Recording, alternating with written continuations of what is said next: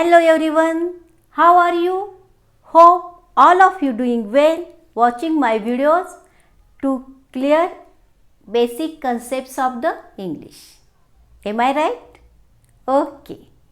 देखो previous videos में हमने टेंस के लिए जो बेसिक कंसेप्ट्स हैं वो अच्छे से क्लियर किए हैं। आप पहले वो वीडियो ज़रूर देखो जिससे आपको टेंस समझने में बहुत ही इजी हो जाएगा। आज से हम टेंस का डिटेल स्टडी स्टार्ट करने वाले हैं। Are you ready for that? Okay, let's start. Present tense में सिंपल प्रेजेंट टेंस और present indefinite tense, a tense का कंसेप्ट पूरा क्लियर करने वाले हैं, अच्छे से समझ के लेने वाले हैं। ओके, देखो प्रेजेंट टेंस, पास्ट टेंस और फ्यूचर टेंस, इन सभी टेंस के 4 सब टाइप्स जो होते हैं सेम है। Indefinite, continuous, perfect and perfect continuous. इन सभी में क्या डिफरेंस है यही हम हर एक टेंस में स्टडी करने वाले हैं। इंडेफिनिट टेंस में Raju sings a song, Raju गाना गाता है। यहाँ पे एक्शन कंप्लीट हुई है या अभी शुरू है, इन बारे में, इसके बारे में हम कुछ भी नहीं कर सकते। Can not say about the completeness और इनकम्प्लीटनेस ऑफ द एक्शन। सिर्फ मीन्स ये अनिश्चित है, अनिश्चित मीन्स इंडेफिनिट, इंडेफिनिट मीन्स उस इंडेफिनिट का मीनिंग है अनिश्चित, जो निश्चित नहीं है, जिसके बारे में हम कुछ भी नहीं कह सकते। वो सेंटेंस प्रेजेंट इंडेफिनिट टेंस या फिर उसी को सिंपल प्रेजेंट टेंस कहते हैं। यहाँ पे अफर्मेटिव, निगेटिव, इंट्रोगेटिव और निगेटिव इंट्रोगेटिव, ये 4 टाइप्स होते हैं। इनमें यही 4 टाइप्स आपको पास्ट टेंस में भी देखना है और फ्यूचर टेंस में भी देखना है। सिर्फ वहाँ पे वर्ब कैसे चेंज होते हैं ये अच्छे से हम अंडरस्टैंड कर लेंगे। यहाँ पे अफर्मेटिव मीन्स सकारात्मक। अफर्मेटिव में क्या होता है, उसका रूल सब्जेक्ट प्लस वर्ब का फर्स्ट फॉर्म प्लस एस और E S and plus object. ये पूरे डिटेल कंसेप्ट हमने प्रीवियस वीडियो में अच्छी तरह से कंप्लीट किए हैं। वर्ब के साथ एस और ई एस ए प्रयोग होगा या नहीं ये सब्जेक्ट पे डिपेंड होता है। अगर थर्ड पर्सन सिंगुलर सब्जेक्ट होगा, ही, सी, इट या कोई भी नेम होगा, सिंगुलर नाउन या सिंगुलर प्रोनाउन अगर होगा तो उसके साथ एस या फिर ई एस इसका प्रयोग होगा। अब हम ई एस कौन से मेन वर्ब के साथ ई एस लगता है, इसके कुछ रूल्स हैं वो देखेंगे। अगर आप वो समझ लोगे तो आपको इजीली एस और ई एस कहाँ पे लगाना है समझ के आएगा। हम एक बार मराठी में भी रिपीट करते हैं। सिंपल प्रेझेंट टेन्स किंवा प्रेझेंट इंडेफिनिट टेन्स हा प्रेझेंट टेन्सचा फर्स्ट सब टाईप आहे आणि ह्याच्यामध्ये 4 टाईप्स येतात। अफर्मेटिव्ह म्हणजे सकारात्मक, निगेटिव्ह नकारात्मक, इंट्रोगेटिव्ह प्रश्नवाचक आणि निगेटिव्ह इंट्रोगेटिव्ह नकारात्मक प्रश्नवाचक। हे 4 सब टाईप्स ए, बी, सी आणि डी हे सब टाईप्स पास्ट टेन्समध्येही येतात आणि फ्यूचर टेन्समध्येही येतात। हे सेंटेन्स कोणत्या प्रकारे असतात त्याचे रूल्स आहेत, ते रूल्स अंडरस्टँड करायचे आहेत। फर्स्ट आहे अफर्मेटिव्ह, त्याचा रूल आहे subject plus verb first form क्रियापदाचे पहिले रूप प्लस एस और E S plus object. Person singular subject असेल म्हणजे ही, शी, इट किंवा कोणतेही सिंग्युलर नाउन, वचनी प्रोनाउन असेल तर त्याच्या पुढे एस किंवा ई एस हा प्रत्यय येतो. तर कोणत्या व्हर्ब बरोबर एस आणि कोणत्या व्हर्ब बरोबर ईएस लावायचा हे समजणे खूप आवश्यक आहे. तर आपण ईएसचे रूल बघणार आहोत. तर मेन व्हर्बचा लास्ट एंडिंगला ओ, एस, एक्स, सी एच और एस एच हे लेटर्स असतील. कोणत्याही मेन वर्बच्या लास्टमध्ये हे लेटर्स असतील तर त्याच्यासमोर ईएस हा प्रत्यय त्याच्यासमोर येतो. जिस मेन वर्ब के एंडिंग में ओ, एस, एक्स, सी एच और एस एच ए लेटर होंगे तो उन मेन वर्ब के सामने ईएस का प्रयोग करना है. ओके, कुछ एग्जाम्पल्स देखेंगे हम. फॉर एग्जाम्पल गो, लास्ट में ओ है इसलिए गोज. एस के लिए pass, passes, ES. Relax, relaxes. Then push, pushes. Catch, cs साठी catch, catches. सेकंड रूल, अगर मेन वर्ब के लास्ट में वाई लेटर हो और वाई के पहले कॉन्सोनेंट हो, कॉन्सोनेंट प्लस वाई, लास्ट में वाई हो और वाई के पहले अगर कॉन्सोनेंट और ओवेल्स, हमें पता है ए ई आई ओ यू, ए ओवेल्स है और जो बाकी लेटर्स हैं वो कॉन्सोनेंट में आते हैं. ए 5 लेटर छोड़ के अगर कोई भी लेटर हो और बाद में वाई हो तो यहाँ पे Y changes into I, Y का आई में चेंज हो जाता है और बाद में ईएस लगता है. फॉर एग्जाम्पल क्राई, यहाँ पे वाई है, वाई के पहले आर है, आर कॉन्सोनेंट है इसलिए यहाँ पे क्या हो जाएगा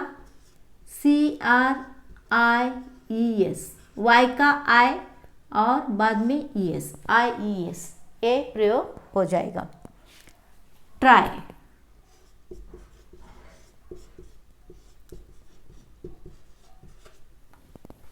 ट्राइज.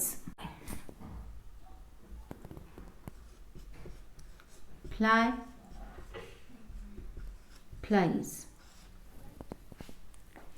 और थर्ड रूल है, अगर ओवेल होगा मीन्स AEIOU होगा और उसके बाद वाई होगा तो इस वक्त क्या हो जाता है,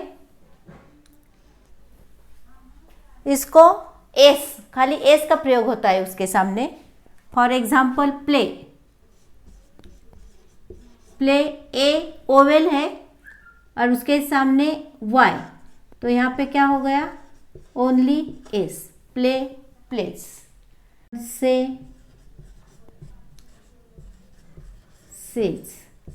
AEIOU अगर ए लेटर होगा और उसके बाद में वाई आएगा तो सिंपली वहाँ पे एस लगा के प्लेज, सेज, इस प्रकार हमें क्या करना है, इस रूल में ऐड करना है. ओके.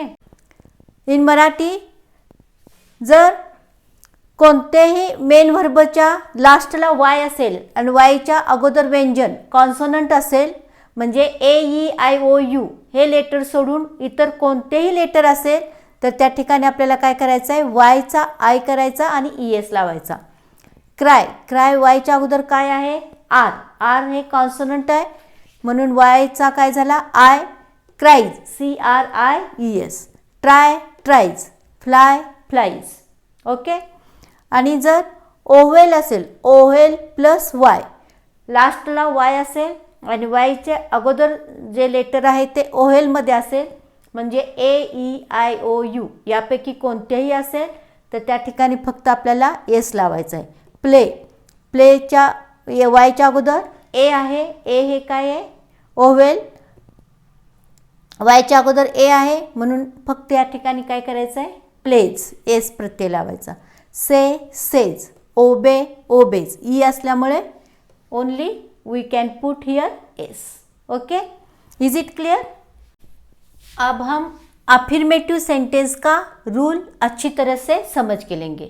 देखो, अफर्मेटिव सेंटेंस होगा तो फर्स्ट सब्जेक्ट आएगा प्लस वर्ब का first form V1 plus S और ES प्लस ऑब्जेक्ट.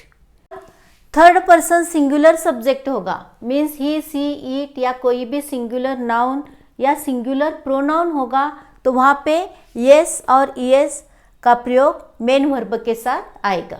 ओके, और कौन से मेन वर्ब के साथ ES का प्रयोग होता है, इसके 3 रूल्स हमने अच्छे तरह से अंडरस्टैंड किए हैं.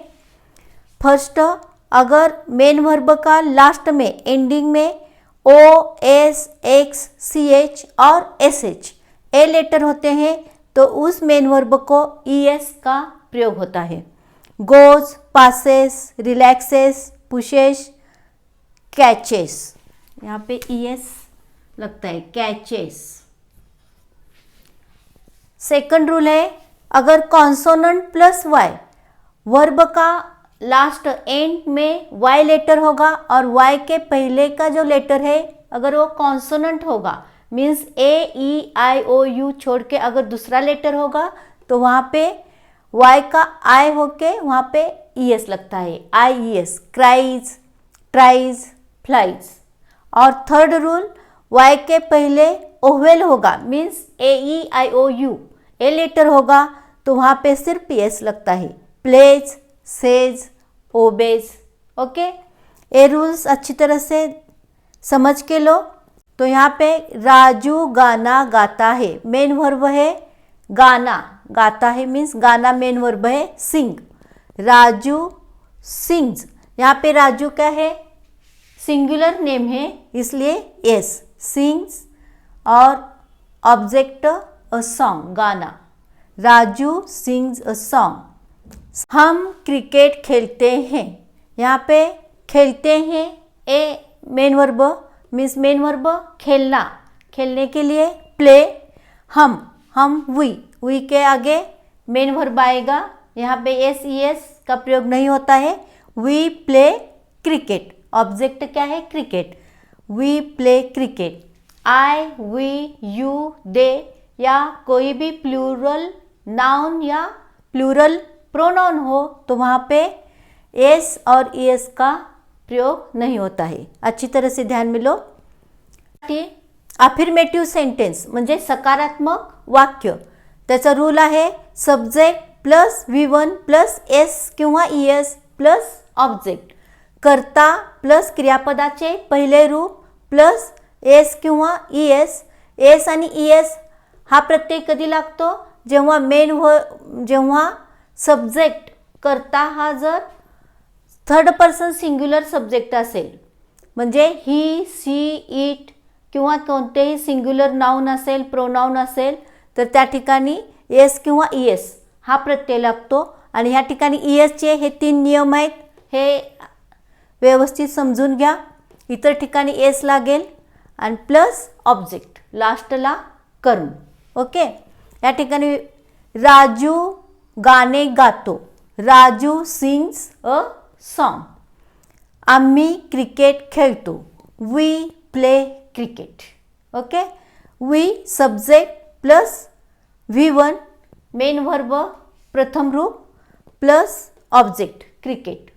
वी, यू, आय किंवा दे किंवा कोणतेही प्लुरल नाउन किंवा प्रोनाउन असेल तर त्या ठिकाणी मेन वर्बला एस किंवा ES हे प्रत्यय येत नाहीत. ओके, अब हम निगेटिव इंट्रोगेटिव और निगेटिव इंट्रोगेटिव ए सेंटेंस कैसे बनते हैं अच्छे से समझ के लेंगे. यहाँ पे ये तीनों सेंटेंस में डू और डज का प्रयोग किया जाता है। डू और डज के बारे में अच्छे से हमने प्रीवियस वीडियो में समझाया है, वो पहले आप वीडियोस देखो और अंडरस्टैंड कर लो। यहाँ पे ब्रीफ में हम बताते हैं, जब आई, वी, दे या कोई प्लूरल्स यू होगा तो वहाँ पे डू का यूज़ किया जाता है, और थर्ड पर्सन सिंगुलर नाउन या प्रोनाउन ही, सी, इट या सिंगुलर नाउन होगा तो वहाँ पे डज का प्रयोग किया जाता है। तो निगेटिव सेंटेंस का रूल देखिए, सब्जेक्ट प्लस डू और does plus not plus verb first form plus object. Subject, जो सब्जेक्ट होगा उसी पे डू और डज डिपेंड होगा। अगर आई, वी, यू, दे या प्लूरल्स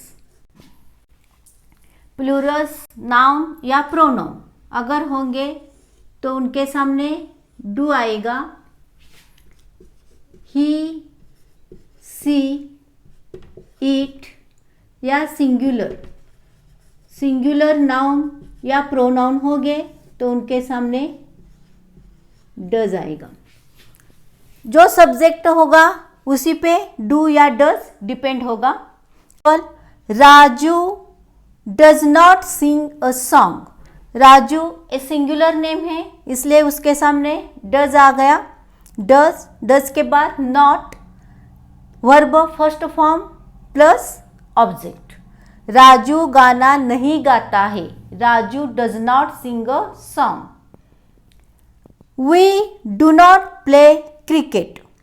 हम क्रिकेट नहीं खेलते हैं। हम मीन्स वी प्लूरल है इसलिए वी के बाद डू के बाद नॉट, वर्ब का first form play, cricket. We do not play cricket. Very easy, very simple है। Negative rule, subject plus do does plus not plus verb first form plus object. Okay.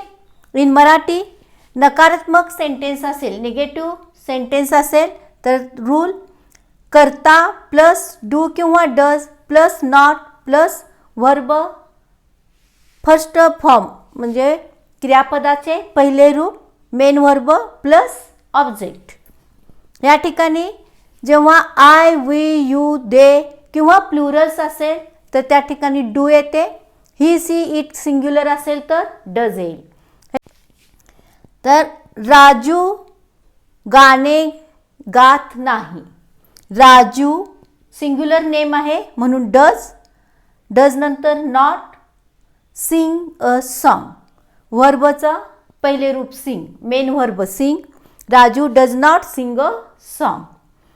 आम्ही cricket खेळत नाही। या ठिकाणी we plural आहे त्यामुळे we do not play cricket. आम्ही cricket खेळत नाही। जेव्हा तुम्ही ह्या प्रकारे वाक्य प्रॅक्टिस कराल तुम्ही इजीली ऐसे वाक्य बनवू सकता। ओके। इंट्रोगेटिव और नेगेटिव इंट्रोगेटिव इन सेंटेंस के बारे में समझ के लो। इंट्रोगेटिव मीन्स यहाँ पे क्वेश्चन पूछा जाता है। रूल क्या है? डू और does plus subject plus V1 plus object. Question है इसलिए यहाँ पे पहले डू या फिर डज और बाद में सब्जेक्ट होता है। सेम नेगेटिव इंट्रोगेटिव, इसमें डू और डज पहले आता है, बाद में सब्जेक्ट आता है और बाद में नॉट। इंट्रोगेटिव में नॉट नहीं होता है, डायरेक्ट V1 वर्ब का फर्स्ट फॉर्म होता है। और नेगेटिव इंट्रोगेटिव में सब्जेक्ट के बाद नॉट आता है, बाद में V1 प्लस ऑब्जेक्ट। ये इतना डिफरेंस ध्यान में लो। इंट्रोगेटिव डू और does plus S plus V1 plus O, और नेगेटिव इंट्रोगेटिव डू और does plus S plus not plus V1 plus O. दोनों सेंटेंस समझ के लो। राजू क्या राजू गाना गाता है? यहाँ पे राजू है, सिंगुलर नेम है, इसलिए क्या आएगा? Does Raju sing a song. क्या हम क्रिकेट खेलते हैं? हम, सब्जेक्ट हम है, प्लूरल है, इसलिए डू वी प्ले क्रिकेट? इस क्वेश्चन का आंसर हम यस और नो इन टाइप में देते हैं। क्या राजू गाना गाता है? यस, हाँ, या फिर अगर नहीं होगा तो नो। जिस क्वेश्चन का आंसर यस और नो इस टाइप में आता है वहाँ पे डू और डज इसका यूज होता है। ओके, यहाँ पे भी देखो नेगेटिव इंट्रोगेटिव, क्या राजू गाना नहीं गाता है? Does Raju not sing a song? क्या हम क्रिकेट नहीं खेलते हैं? Does we not play cricket? इसका आंसर हम क्या देंगे? यस या फिर नो। लेकिन जब यस और नो से अगर डिफरेंट आंसर होगा उस वक्त हम WH फैमिली का क्वेश्चन पूछते हैं। फॉर एग्जाम्पल, व्हाई, क्यों, व्हेन, कब, वेयर, कहाँ, हाउ, कैसे, ये सब WH फैमिली के क्वेश्चन होते हैं। जब इस प्रकार क्वेश्चन पूछते हैं उस वक्त डू और डज उसके पहले WH का जो क्वेश्चन होगा वो आता है। फॉर एग्जाम्पल, राजू गाना क्यों गाता है? क्यों means why. Why does Raju sing a song? Do और डज के पहले क्या आ जाएगा? व्हाई। यहाँ पे WH का पहले क्वेश्चन पूछेंगे व्हाई और बाद में उसके बाद जो रूल है वही आएगा। सिंगुलर होगा तो डज आएगा, प्लूरल होगा तो डू आएगा। Why does Raju sing a song? When, Raju गाना कब गाता है? कब गाता है means when. When does Raju sing a song? Okay. Where means कहाँ पे, राजू गाना कहाँ गाता है? Where does Raju sing a song? How, कैसे, राजू गाना कैसे गाता है? How does Raju sing a song? Does के या फिर अगर प्लूरल होगा तो डू, उनके पहले WH का जो क्वेश्चन होगा वही आएगा। बाकी रूल सेम होगा। सेम नेगेटिव इंट्रोगेटिव में राजू गाना क्यों नहीं गाता है? अगर ऐसे क्वेश्चन होगा राजू गाना क्यों नहीं गाता है? Why does Raju not sing a song? Raju गाना कब नहीं गाता है? When does Raju not sing a song? इस प्रकार डू वी प्ले क्रिकेट? क्या हम क्रिकेट खेलते हैं? हम क्रिकेट कब खेलते हैं?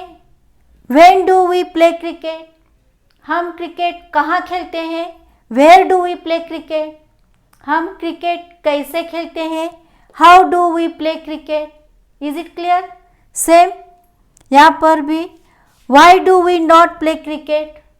हम क्रिकेट क्यों नहीं खेलते हैं?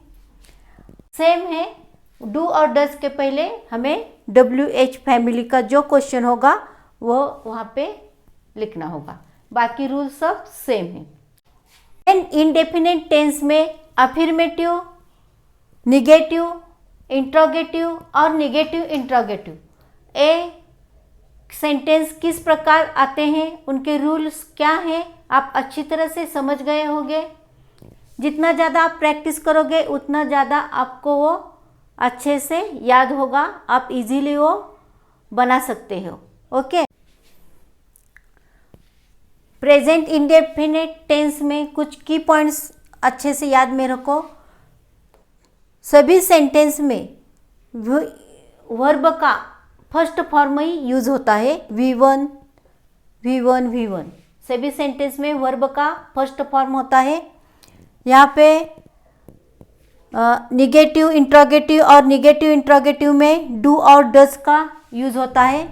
अफर्मेटिव में अगर थर्ड पर्सन सिंगुलर सब्जेक्ट हो तो एस और ईएस का यूज़ होता है। हमारी हैबिट्स हैं, रूटीन है, daily routine. I go to school every day, I teach every day, they exercise daily.